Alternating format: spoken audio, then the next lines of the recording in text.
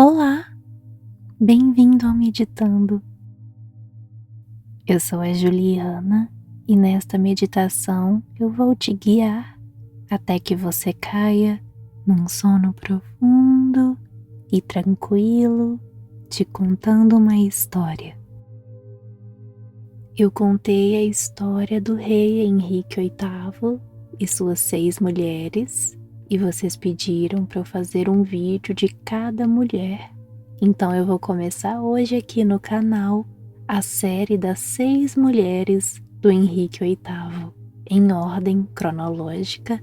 Então hoje eu vou falar sobre Catarina de Aragão, a primeira esposa. Terça-feira que vem eu vou fazer o vídeo da Ana Bolena e assim por diante. Depois eu posso fazer um sobre os filhos dele também. Agora vamos nos preparar para dormir e escutar a história.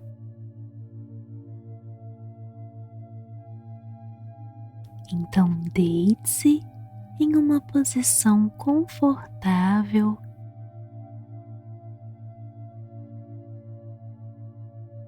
Você está aqui e agora, neste exato momento, longe de qualquer perigo, de qualquer problema. Está se sentindo confortável, seguro e pronto para relaxar, para descansar e para dormir.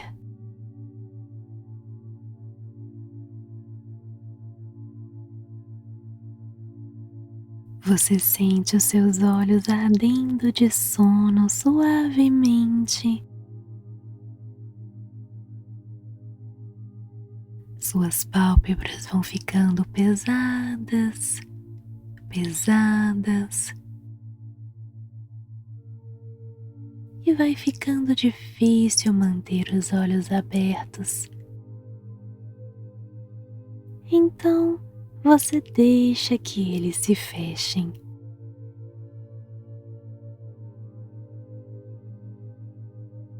Vamos contar de 10 até 0 para você se preparar para dormir bem.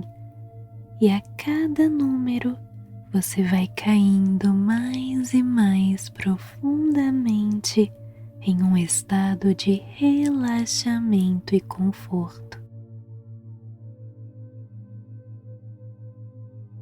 10, 9, 8, entrando mais e mais em um estado de relaxamento. 7, 6, 5, 4, sentindo seu corpo completamente relaxado. 3, 2, 1, 0, e seu corpo se encontra em um profundo estado de relaxamento e conforto.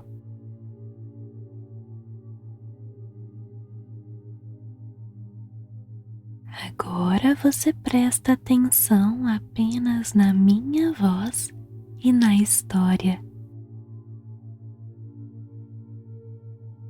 Vamos começar.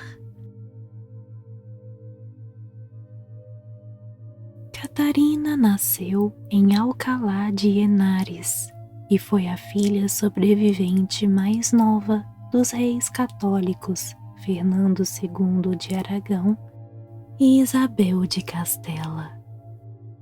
Ela tinha uma baixa estatura, cabelos ruivos, grandes olhos azuis e rosto arredondado. Descendia pelo lado materno da família real inglesa. Sua bisavó, Catarina de Lencastre, de quem recebeu seu nome, e sua trisavó, Filipa de Lencastre, eram ambas filhas de João de Gante e netas de Eduardo III. Consequentemente, ela era prima em terceiro grau de seu futuro sogro, Henrique VII, e em quarto grau da sogra, Isabel de York. Ainda pequena, Catarina viajava constantemente pela Espanha, acompanhando seus pais durante as guerras para expulsar os mouros. Foi educada pelo tutor Alessandro Geraldini, um eclesiástico, e estudou religião, os clássicos, história, leis, heráldica e genealogia, além de atividades consideradas femininas, como costura, bordado e dança. Catarina aprendeu a falar e escrever em latim e espanhol, além de falar francês e grego, e apenas depois de sua chegada à Inglaterra, inglês. Aos 3 anos, tornou-se noiva do herdeiro do trono inglês, Arthur Tudor, príncipe de Gales. Considerando seu lado materno, Catarina teria uma maior reivindicação do trono do que o próprio Henrique VII, pois descendia das 2 primeiras esposas de João de Gante. Em contraste, Henrique descendia da relação dele com Catarina Seinfeld, cujos filhos nasceram fora do casamento e só foram legitimados depois da morte de Constança e casamento com Catarina. Embora considerados legítimos depois disso, eles foram privados de direito ao trono, algo que foi ignorado nas gerações seguintes. Por causa disso, a dinastia Tudor não era aceita nem considerada legítima por todos os países europeus. Portanto, o casamento com Catarina, além de ligá-los a uma das famílias mais prestigiadas da Europa na época, fortalecia sua reivindicação ao trono. Os dois casaram-se por procuração em maio de 1499 e escreviam um para o outro em latim, até Arthur completar 15 anos, quando foi considerado que estavam com idade suficiente para o casamento de fato.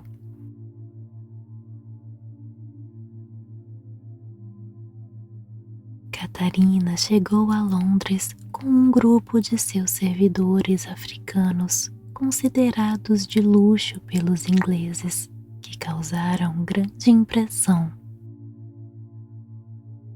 Quando se conheceram, ela e Arthur descobriram que não conseguiam se entender, pois haviam aprendido pronunciações diferentes do latim. Casaram-se em novembro de 1501, com uma grande cerimônia oferecida pelo pai do noivo. O casal foi viver no país de Gales, onde Arthur tinha deveres a cumprir. Alguns meses depois, ambos ficaram doentes, provavelmente da doença do suor que assolava a região. Em abril de 1502, Arthur morreu e Catarina recuperou-se como uma viúva aos 16 anos. Henrique VII não queria devolver a primeira parte do seu dote, nem seus pais queriam que ela voltasse para a Espanha sem os direitos de viuvez, o que o rei não concedia por não ter recebido a segunda parte do dote.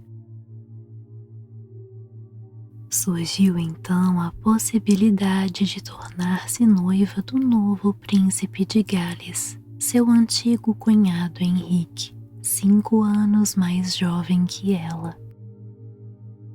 A morte de sua mãe, Isabel de Castela, durante as negociações, diminuiu o valor de Catarina para o matrimônio aos olhos do rei inglês, pois Castela era um reino muito maior que Aragão e foi herdado pela filha mais velha do casal, a mentalmente instável Joana de Castela. O casamento foi então ostensivamente adiado, até que Henrique estivesse com idade suficiente. Mas o rei procrastinou tanto que era uma dúvida se realmente aconteceria. A situação de Catarina ficou difícil, pois passou a viver como uma potencial prisioneira e com pouco dinheiro para manter a si própria e as suas damas de companhia, sendo obrigada a vender parte de seus bens.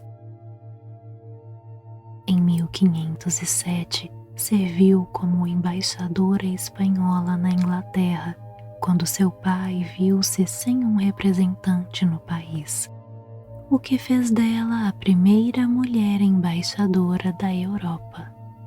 A jovem afirmou que o casamento com Arthur não havia sido consumado devido à pouca idade de ambos, e uma dispensa papal foi requisitada porque o direito canônico dizia que um homem não poderia casar com a mulher de seu irmão. O Papa Júlio II a concedeu em 1505. Após um ano da morte de Arthur, a rainha Isabel de York morreu no parto de um bebê natimorto aos 37 anos. Em abril de 1509, o próprio rei Henrique VII faleceu, tornando seu filho o novo rei da Inglaterra, Henrique VIII. Ele decidiu que se casaria com Catarina rapidamente. A cerimônia privada aconteceu em junho, 6 anos depois da morte de Arthur. Catarina estava com 23 anos e Henrique próximo dos 18. Os dois fizeram a tradicional procissão para Westminster no dia 23, seguida por uma população entusiasmada, depois de passarem a noite na Torre de Londres, como de costume.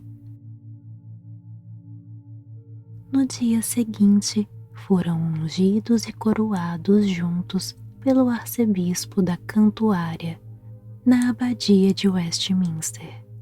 No mês que se seguiu, seriam organizadas várias ocasiões sociais para que a nova rainha fosse apresentada ao povo inglês, que a recebeu bem. Catarina esteve grávida 6 vezes ao todo. Em agosto de 1509, 2 meses após o casamento, a primeira gravidez de Catarina foi anunciada. Porém, ela deu à luz uma filha natimorta. Em maio de 1510, 4 meses após a perda de seu primeiro filho, Catarina anunciou sua segunda gravidez. Um filho, Henrique, duque da Cornualha, nasceu em 1º de janeiro de 1511. Em sua honra, armas foram disparadas da Torre de Londres e os sinos da cidade foram tocados. Balizas foram acesas e vinho gratuito foi distribuído para toda a população. 5 dias após o seu nascimento, o príncipe foi batizado, mas depois de apenas 52 dias de vida, o jovem príncipe morreu repentinamente. Foi dito que ele morreu de uma queixa intestinal. No início de 1513, Catarina estava grávida de novo. Em junho, ela foi deixada como regente na Inglaterra quando Henrique VIII foi lutar na França. Em setembro, ela entrou em trabalho de parto prematuro e deu à luz um menino que morreu poucas horas após o nascimento.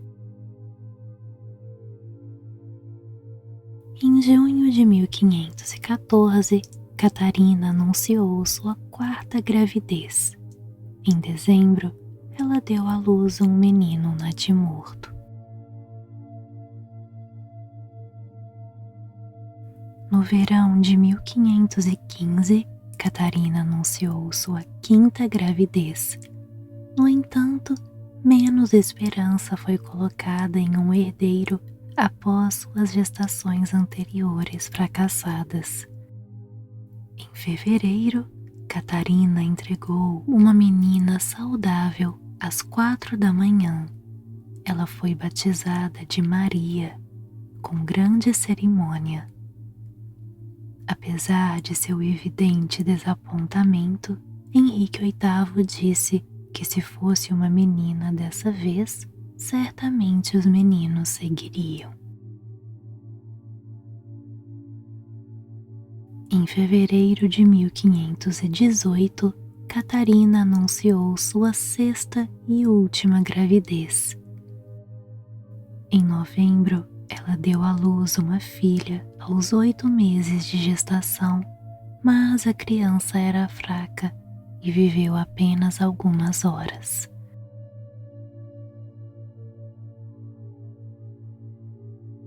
Em junho de 1513, Henrique nomeou Catarina como regente na Inglaterra, com os títulos governadora do reino e capitã-geral, enquanto ele viajava para a França em uma campanha militar. Quando Luís de Orleans, duque de Longueville, foi capturado, Henrique o enviou para ficar na casa de Catarina. Ela escreveu ao Wolsey que ela e seu conselho preferiam que o duque ficasse na Torre de Londres, pois os escoceses estavam, entre aspas, tão ocupados como estão agora. A guerra contra a Escócia ocupou seus súditos e ela estava horrivelmente ocupada fazendo padrões, faixas e crachás no palácio de Richmond. Os escoceses invadiram e em setembro de 1513 ela ordenou que Thomas Lovell levantasse um exército nos condados de Midland. Catarina cavalgou para o norte com a armadura completa para se dirigir às tropas, apesar de estar grávida na época. Ela enviou uma carta a Henrique juntamente com um pedaço do casaco ensanguentado do rei Jaime da Escócia, que morreu na batalha, para que Henrique usasse como estandarte.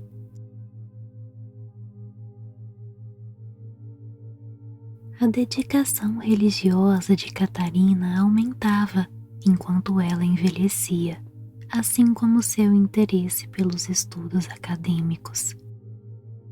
Ela constantemente melhorava seus conhecimentos e ensinava sua filha Maria. A educação feminina tornou-se elegante, parcialmente por sua influência. Ela também doou uma grande quantidade de dinheiro para universidades. Henrique, no entanto, ainda considerava um herdeiro masculino essencial. A dinastia Tudor ainda era recente e sua estabilidade não havia sido testada. Além disso, uma longa guerra civil, conhecida como a Anarquia, havia acontecido da última vez que uma mulher tentara assumir o trono, e a memória da Guerra das Rosas estava presente na memória coletiva. Em 1525, Henrique começou a se interessar por Ana Bolena, dama de companhia da rainha, 8 anos mais nova que ele. Ele passou a cortejá-la. Já não era mais possível para Catarina ter filhos. Henrique considerava que seu casamento podia ter sido amaldiçoado. Consultou a Bíblia em Levítico e a interpretou como dizendo que se um homem desposasse a mulher do seu irmão, o casal ficaria sem filhos. Mesmo se o casamento não tivesse sido consumado, no que Catarina insistiu até o dia de sua morte, a interpretação dele afirmava que teria sido errado aos olhos de Deus. Portanto, nem mesmo o Papa poderia oferecer uma concessão. É possível que a ideia de uma anulação tenha sido sugerida para Henrique muito antes, e muito provável que ele seria mais motivado pelo desejo de ter um filho e evitar problemas na sucessão. Rapidamente, conseguir a anulação de seu casamento com Catarina tornou-se uma prioridade para ele. William Knight, secretário do rei, foi enviado para solicitar a anulação ao Papa Clemente. Nessa época, o Papa era prisioneiro do sobrinho de Catarina, o imperador Carlos V. Foi difícil para William ter acesso a ele e retornou sem sucesso. Henrique então colocou a questão nas mãos do cardeal Thomas Wolsey. O cardeal realizou um julgamento para investigar se o casamento seria válido ou não. Ela foi irredutível quando lhe foi sugerido que se retirasse discretamente para virar uma freira, dizendo: Deus nunca me chamou para um convento, sou a verdadeira e legítima esposa do rei. Escreveu então para seu sobrinho Carlos, pedindo que tentasse influenciar o Papa a tomar uma decisão contra a vontade do marido. Foi realizado um tribunal eclesiástico na Inglaterra, com a presença de um representante do Papa, de Henrique e da própria Catarina. O Papa, porém, não permitiria que a decisão fosse tomada na Inglaterra e chamou seu representante de volta a Roma. Henrique claramente percebeu que era improvável obter a anulação de seu casamento através do Papa, que o proibiu de voltar a se casar antes de tomar uma decisão sobre o assunto. Wolsey havia falhado e foi afastado da corte. Ele começou então a tramar para que Ana fosse forçada ao exílio e a se comunicar escondido com o Papa. Quando Henrique descobriu, ordenou sua prisão. Se não tivesse adquirido uma doença grave e morrido, poderia ter sido executado por traição. Catarina era mais amada pelo povo inglês do que Ana, que era vista como uma usurpadora. Em 1531, um tribunal eclesiástico declarou Henrique o chefe supremo da Igreja na Inglaterra, o que efetivamente acabava com a autoridade papal não apenas na questão da validade do casamento, mas em todas as outras questões religiosas do país.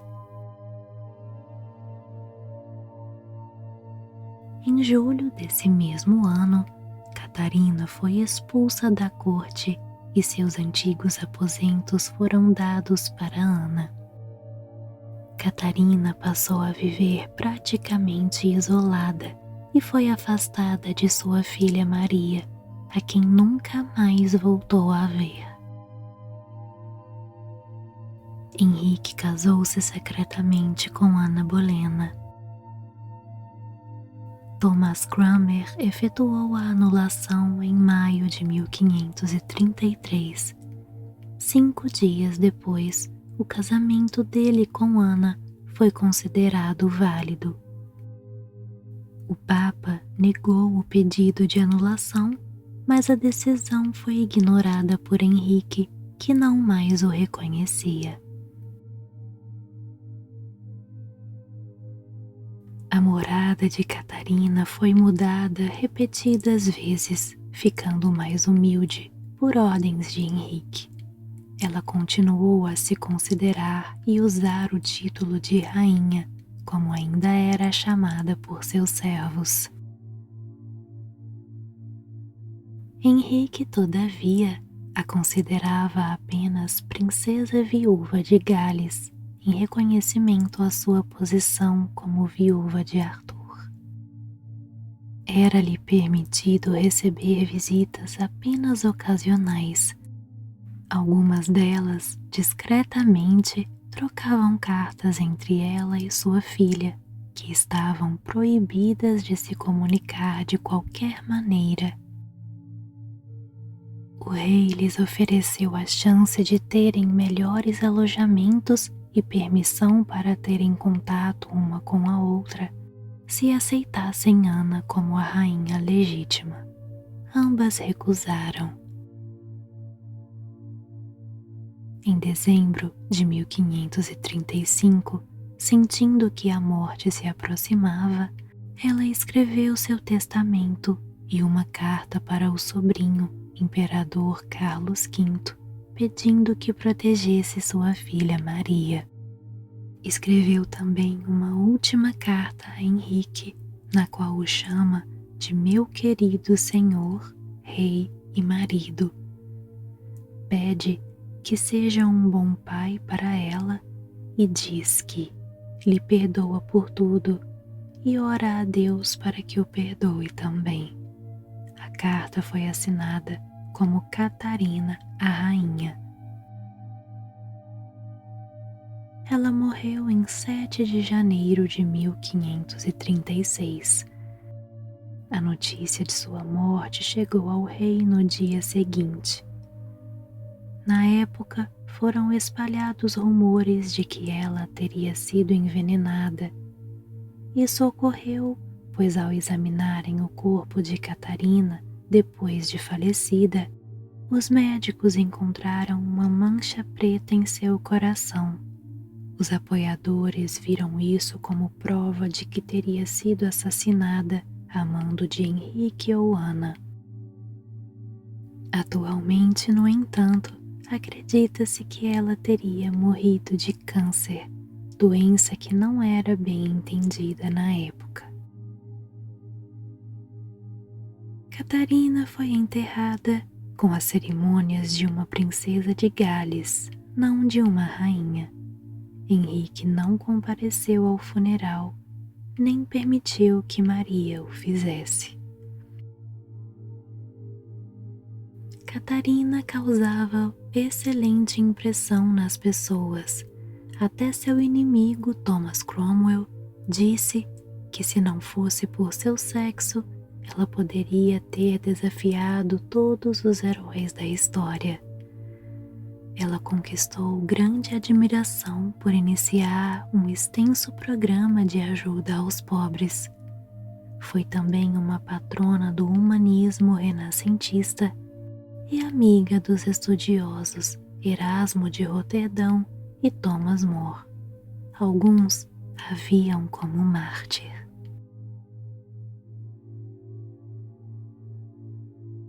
Este é o fim da história e você apenas deixa que cada pedacinho do seu corpo relaxe e pese em direção ao chão.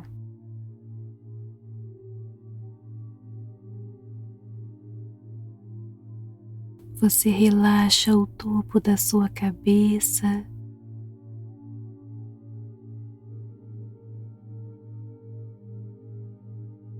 o seu rosto,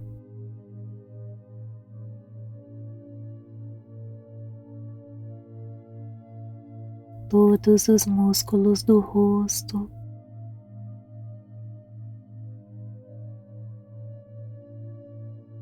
a boca,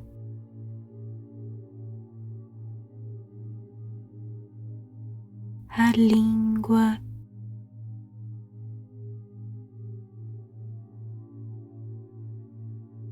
a sua garganta,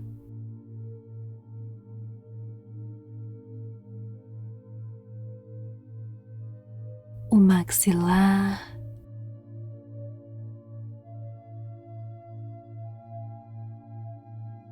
a nuca,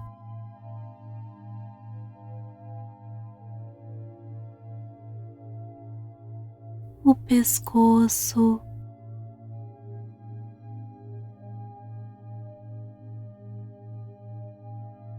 os seus ombros,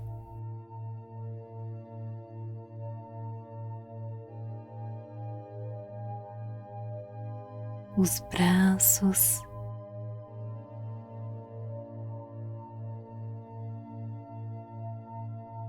as mãos, os dedos das mãos,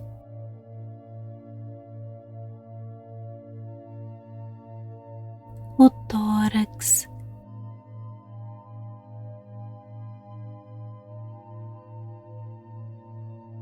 a barriga,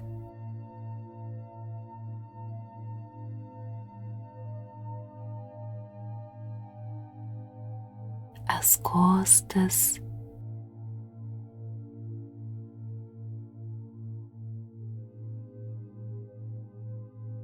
suas pernas,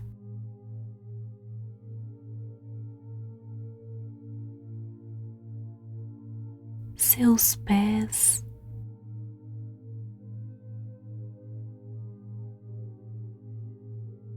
os dedos dos pés,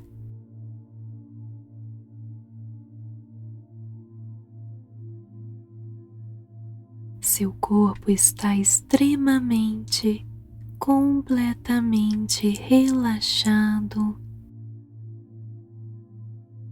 confortável, seguro, tranquilo e sereno.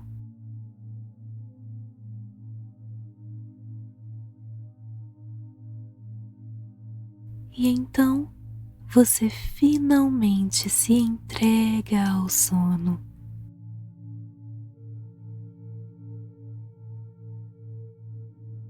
Agora é hora de dormir e descansar.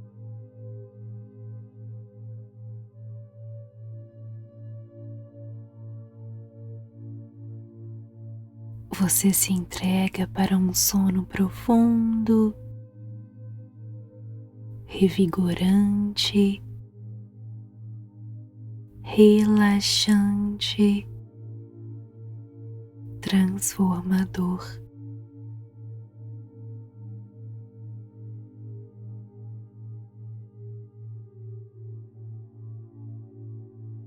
O sono toma conta de cada pedacinho, cada célula do seu corpo.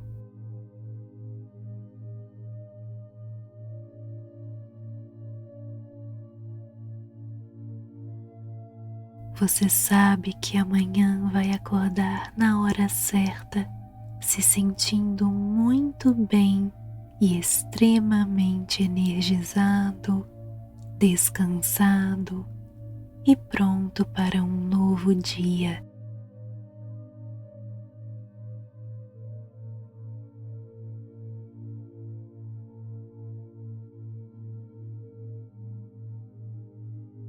você se sente seguro,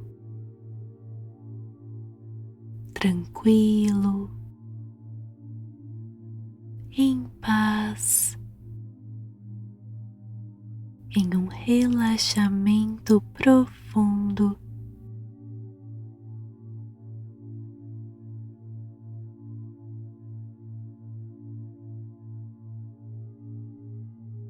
Você permite que durante esta noite seu corpo receba cura enquanto você dorme.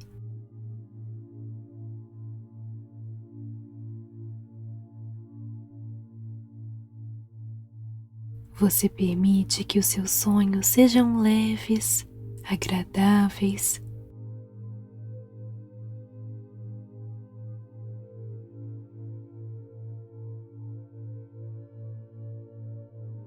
E você permite que os seus sonhos te tragam mensagens, respostas e insights importantes para te ajudar nos próximos dias.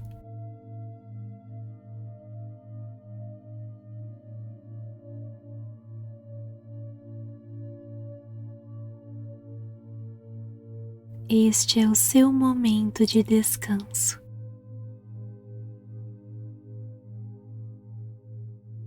Tenha bons sonhos,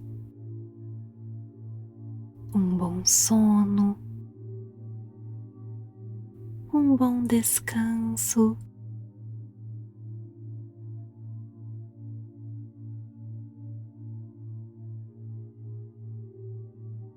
Durma em paz, envolto a muito amor, a muita luz, proteção e muita paz.